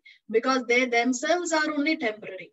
We saw how Brahma's lifespan is 100 of his years. Of course, for us, it seems like so many trillions of years. But for Lord Brahma, it's 100 years. So even the lifespan of Brahma comes to an end. So because the demigods come to an end, their reign or their lifespan comes to an end, even their boons will come to an end. It is not eternal. So therefore, boons of demigods are like bubbles in the cosmic ocean. Yeah, Now Hare somebody Krishna may Sri say, Rama. One question. yes. Can we worship different forms of Krishna? Because in one he exists like Rama, Narsimha Avatar. So the results will be same, or will it make some difference? Yeah, the results will be same in the sense that you can go back to the spiritual realm, okay? And you will worship that form of the Lord to whom you are more attracted towards. Like this we have said before. Hanuman is not attracted to the Lord in the form of Krishna. He is attracted to the Lord in the form of Lord Ram. So Ram also has a planet in the spiritual realm called Ayodhya. There is Ayodhya on earth, but there is also Ayodhya in the spiritual realm. And there people who worship Lord Ram, they go to that spiritual planet where the Lord is residing in the form of Ramachandra, and then you can go to that planet. So you will get attracted to that form of the Lord. Then if you worship that form of the Lord in the spiritual realm, you will go to that planet where the Lord is residing in that form. So if you are worshipping Lord Ram, you cannot go to Goloka where Krishna is doing his pastimes. Because you worship Lord Ram, you are attracted to Lord Ram, you want to see Lord Ram, so you will go to Ayodhya in the spiritual realm. That is the only difference. But you will go back to the spiritual realm. Okay? Correct. Now somebody may say, sorry? Yeah, one doubt. As you said, now one who attracted to Rama and they will go to that spiritual world. Only we have one transcendental spiritual world, that is only Goloka Vrindavan, no? But is there any other transcendental? No, the spiritual world is in the form of a lotus. Okay, Yeah, the yeah. center of the lotus is Goloka, and on the borders of Goloka you have other realms. You have Ayodhya, you have the realm where Lord Chaitanya Mahaprabhu is residing. So there is a Navadvip there, there is Ayodhya there. And then the petals of the lotus are Vaikuntha planets. In the Vaikuntha planets, you have the four-handed Vishnu form. So there, okay, let's go to that picture. 1 second. So stop share. Let me see if I can quickly find that picture. Goloka chat. Yes. Yeah, center, I know, center Krishna will be there and different petals and down or Kshirodayika Vishnu, Garbhodayika Vishnu, everyone from top to bottom. Kshirodakashai Vishnu, Garbho, they are not in the spiritual realm. They are in the material. Down. I'm telling total full chart. Top level we have. Yes. Let's open the chart anyway for the benefit of everybody else. So everybody can understand. And yeah, I have one more doubt. Once we finish this, I will ask. Okay.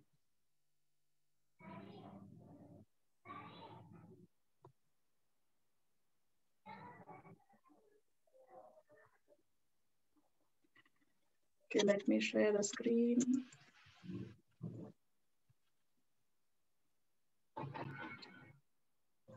Can you see?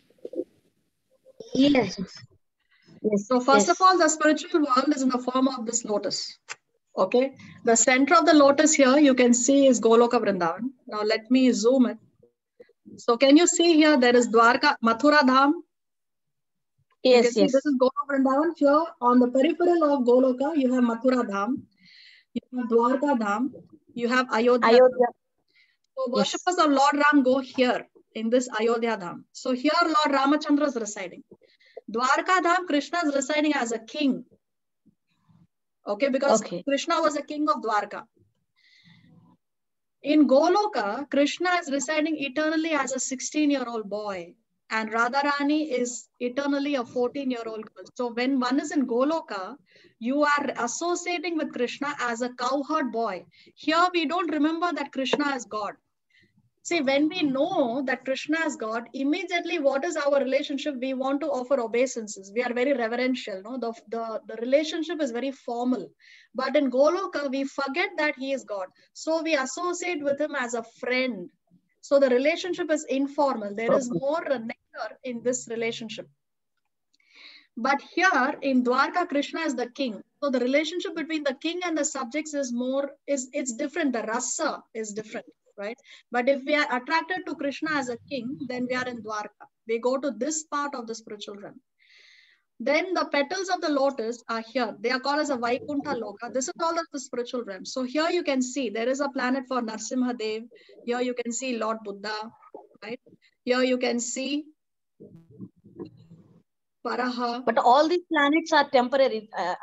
Temporary means again we can fall down, right? No. This is the spiritual realm. Even Vaikuntha planets are all spiritual. This is not temporary. This is not temporary. No. The planets are not temporary. What I am saying is we can fall down back to No. Krishna says in the Bhagavad Gita that once you reach the spiritual realm, you will not fall down again.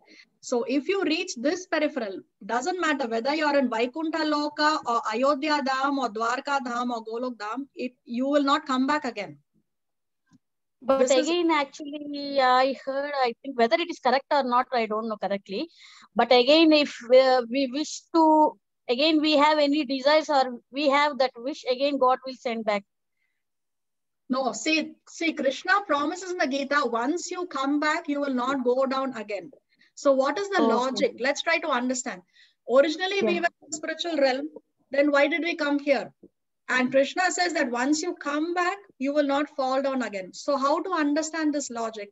It's because we have learned our lesson. Just like how you tell a small child, don't put your finger in the fan. You will cut your finger. The child does not understand, right? So still he will go and put his finger in the fan. Once he puts the finger in the fan and his finger gets cut, he's bleeding, he's taken to the doctor, he's getting stitches, everything else. Now he has learned the lesson. Will he ever go and put the finger in the fan again? But after going that transcendental place, we forget that Krishna is God. We will become like in person to person and we will go there. No, can't we forget? No, you will forget that Krishna is God only in Goloka.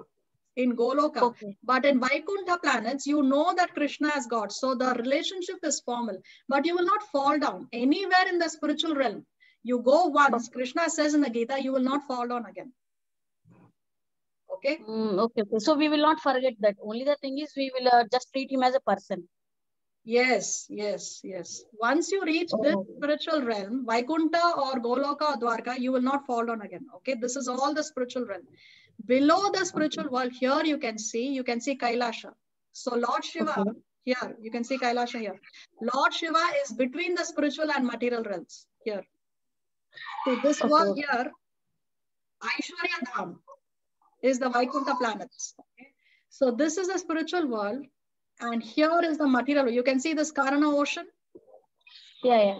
So between the spiritual and material realm is Lord Shiva. Okay.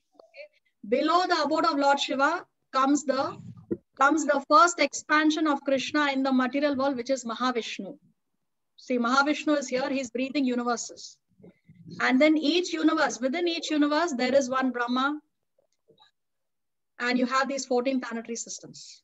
See this. This is the 14 planetary system that we are talking about. So this is the material world. This is the material world. And from here we can fall down. If we go to Brahma Loka also, we can fall down. Tapoloka, Janaloka also, we can fall down. Right now we are here in Bur Loka in the center. We are here. Right? So here we will fall down.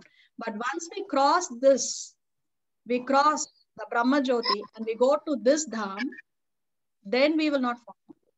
Krishna promises that in the Gita. Okay. Okay. Anybody else has a question? And one more thing, can you explain detail about this Dhruva Loka, as it is the transcendental thing in the material world? So those means who will go to that Dhruva Loka? So Dhruva Loka, he is the king of Dhruva Loka, and the residents of Dhruva Loka, that I don't know, that I have to research. Who goes to Dhruva Loka? Okay. But that's a planetary system of which he is the king. Yeah, because as it is also indestructible, but there will be the rules to go there, no? Yeah, so that I will have to research. I have not read that part of the system. Okay. Thank you, Mataji. No problem. What else? Anybody else has a question? Yes, Mataji. Yes, Gayatri, what's your question? Mataji, where is the Navadvip in this chart? Can you show me? Navadvip, let's see if they have put in the chart. It's not there in the chart. But the Bhagavatam describes that there is a planet for where Lord Chaitanya Mahaprabhu is residing. It's not in the chart. It's not put in the photo, but it's written in the Shastra. Okay? Because these Vaikuntha planets, there are so many of them.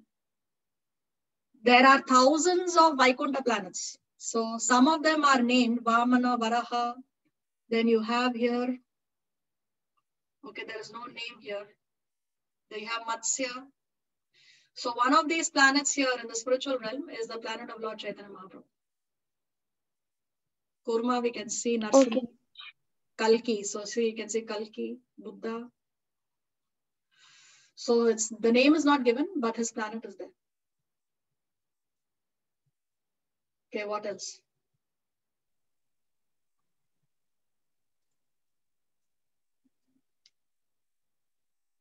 Any other questions?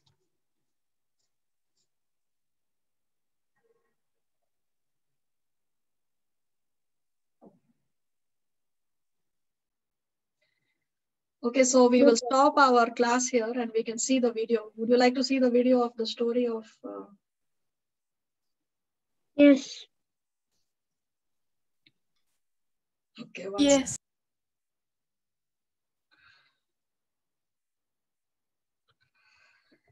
So we are going to see the story of Sakshi Gopal. Has anybody been to the temple of Sakshi Gopal?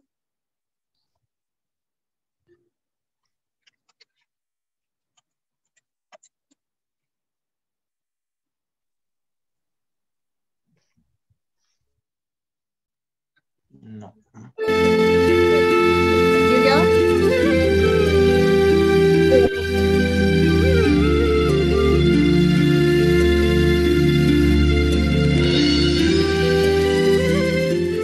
If you go to India, you will find one nice temple in Odisha.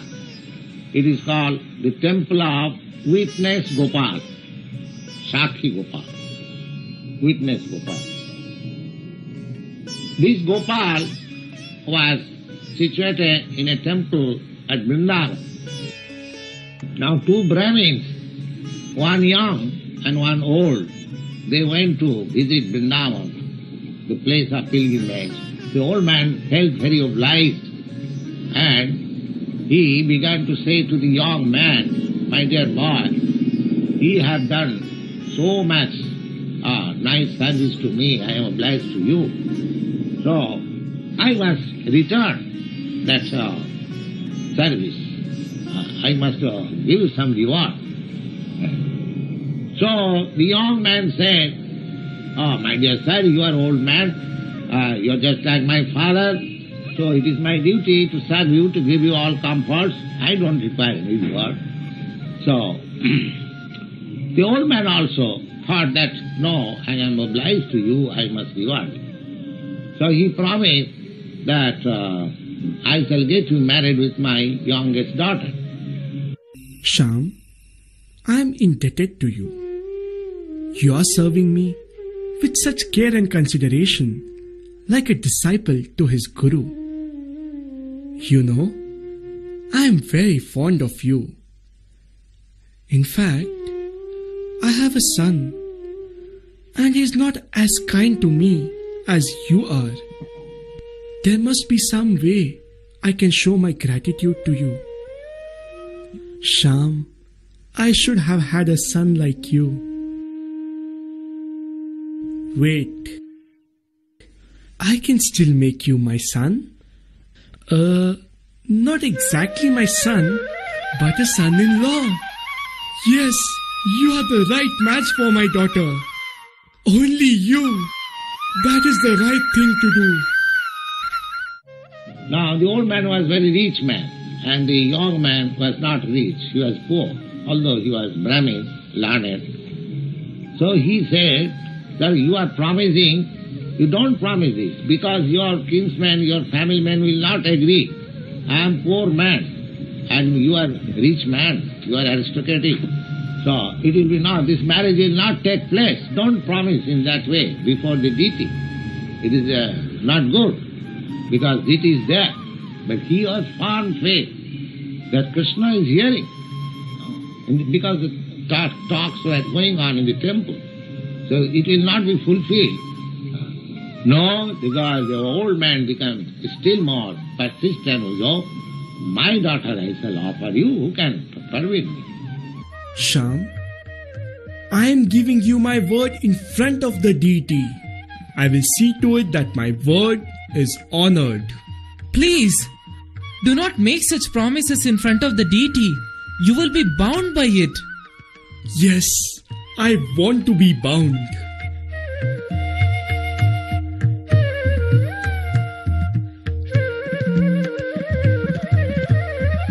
On my return, I shall give my daughter Lakshmi to this young man in marriage.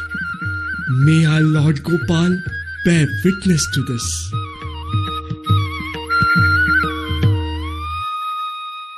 So in this way, when they came back, one day the old man proposed to his eldest son that your youngest sister should be married with that boy that I have promised. The eldest son of that old man became very angry. Oh, how you have selected that boy to be husband of my sister? He is unfit, he is poor man, he is not so educated. Oh, this cannot take place. He did not agree. Then the mother of the girl, oh, if you get my daughter married with that boy, then I shall commit suicide. Now the old man is perplexed. Bali, I promised him in front of the deity of Gopal. I am bound. How did you promise without consulting us? If you offer my sister to that uneducated beggar, we will be the laughing stock of the village. If you give my daughter to that beggar, I will surely poison myself. Oh Krishna, how will I convince her? Gopal, my lord, how will I keep up the promise I made in front of you? Then one day the boy was anxious, so he one day came to his house. Well, my dear sir, you promised before the Lord Krishna, and you are not fulfilling your promise. How is that? The old man was silent, because he was praying to Krishna that I am now perplexed. If I persist in offering this daughter to this boy, now there will be great trouble in my family. So he was silent. So in the meantime, the eldest son came out and he began to quarrel. Oh, you plundered my father in the place of pilgrimage. You gave him some intoxication. You took all the money from my father. Now you say that he has promised to offer you my younger sister, you fool. He began to say like that. This beggar accompanied my father on a pilgrimage tour. My father trusted him fully, but this scoundrel made a plan to cheat him.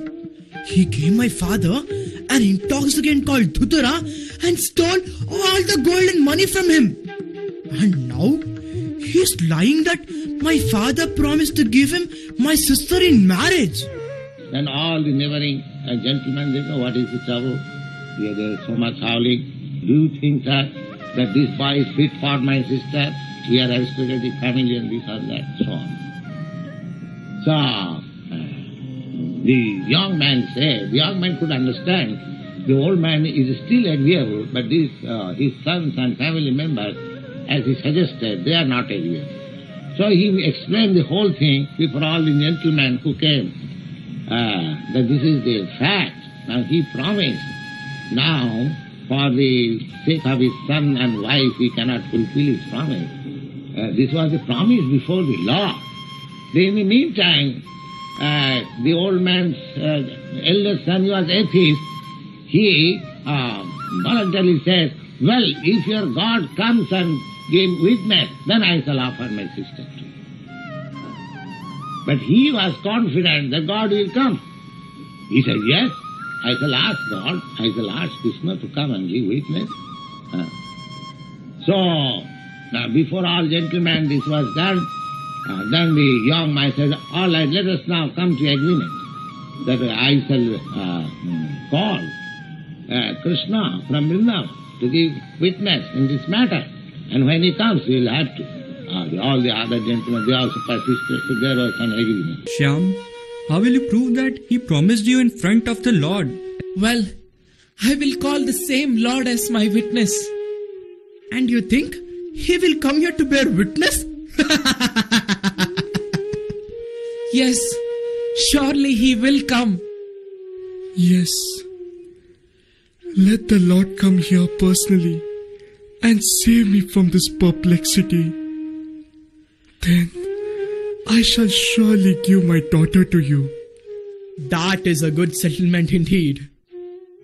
So this boy went again to Vrindavan, this Gopal, and he prayed that, sir, you have to go with me.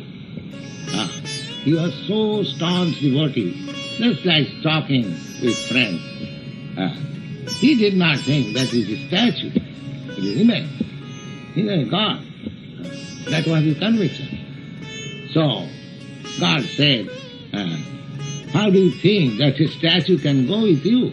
I am a statue. I cannot go. Then this boy replied, well, if a statue can speak, he can go also.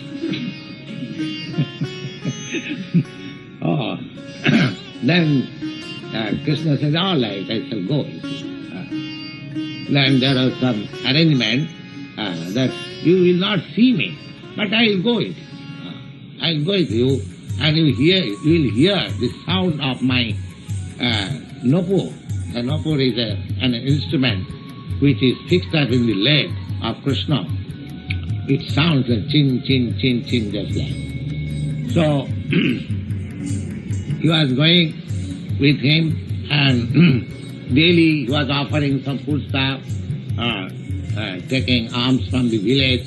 Mani gometaka lohitaka neela marakatavala vayujajala makuta virajita chigura manogara mudira samakara kalebara kinkini ganamani nupura dhari rajagopala mani nupura dhari kankana kinkini ganamani nupura dhari.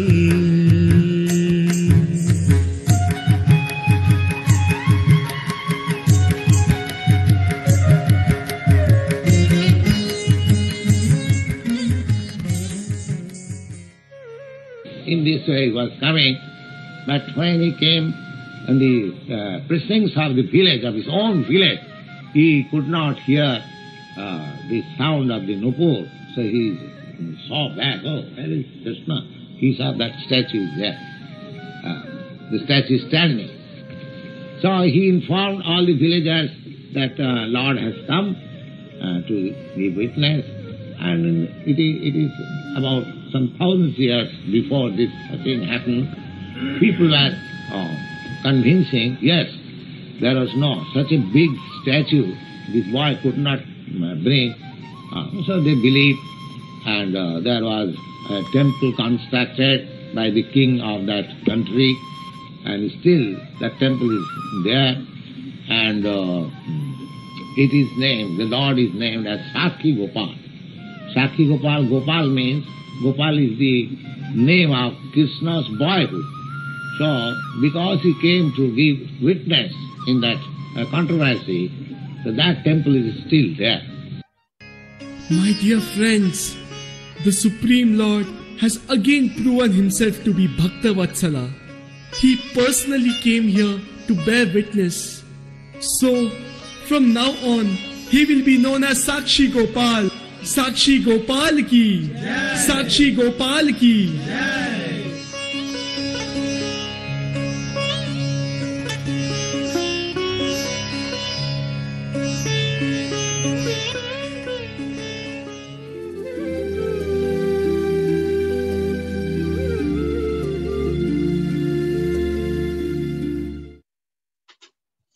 Srila Prabhupada ki jai. So, Manasa, are you there? Yes, Mataji. Okay, let's go to Bhagavad Gita, chapter 8, verse 16.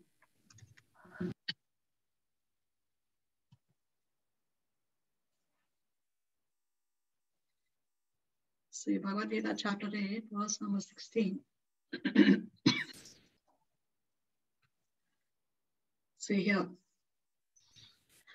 Krishna is saying, from the highest planet in the material world down to the lowest, all are places of misery wherein repeated birth and death takes place. But one who attains to my abode, O son of Kunti, never takes birth again. So once we attain the abode of Krishna includes the Vaikuntha planets because they're all expansions of Krishna only. So one who attains my abode will never take birth again. So we will not fall down again. So this is Krishna's promise. Here is Krishna answering your question. Okay? Okay. So you can read the purport in detail if you like. And coming back to Gayatri's question. Are you there, Gayatri?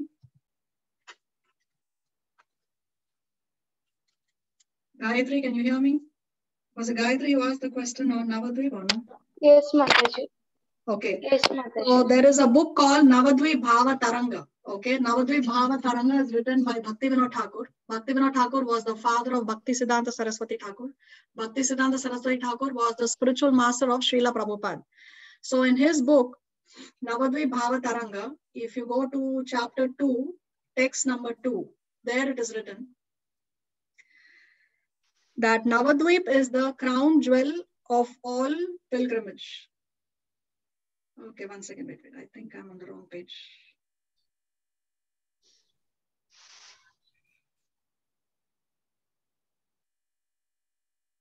One second. So chapter 2 is titled The Glories of Navadvip. And there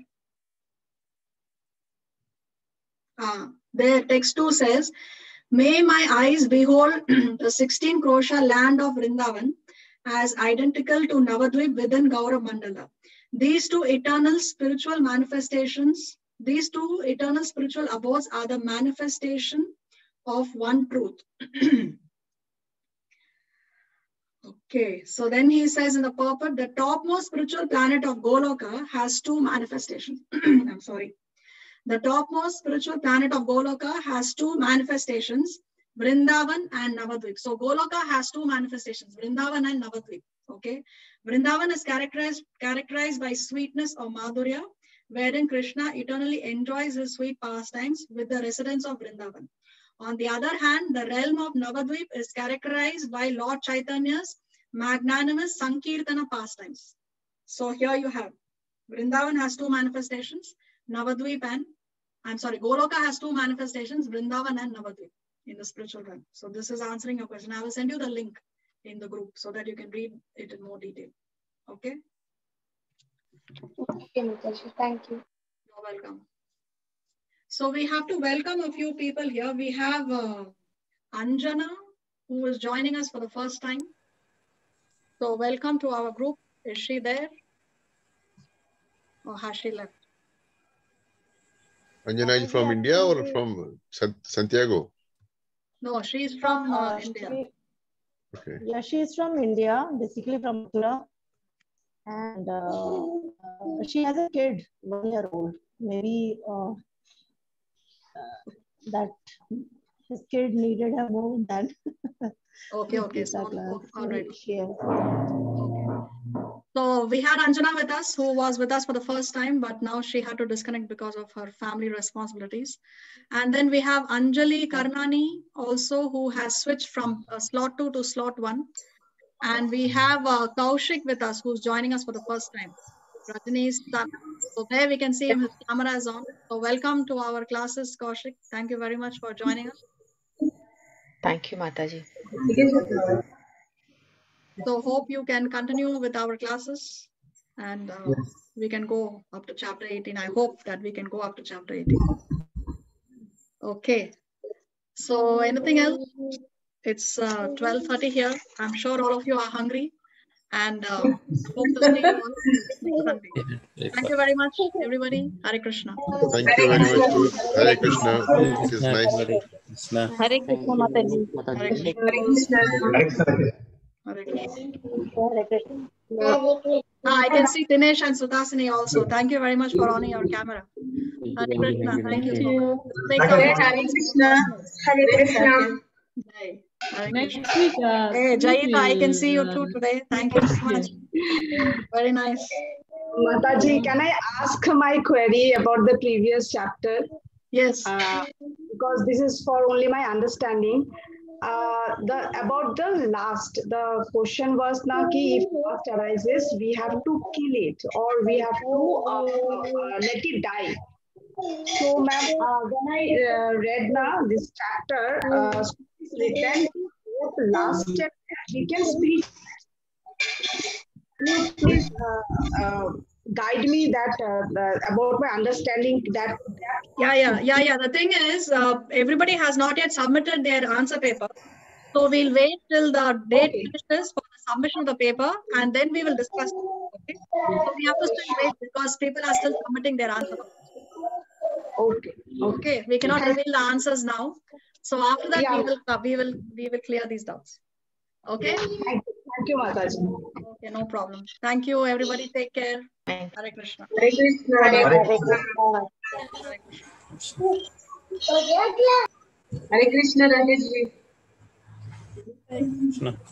How are you?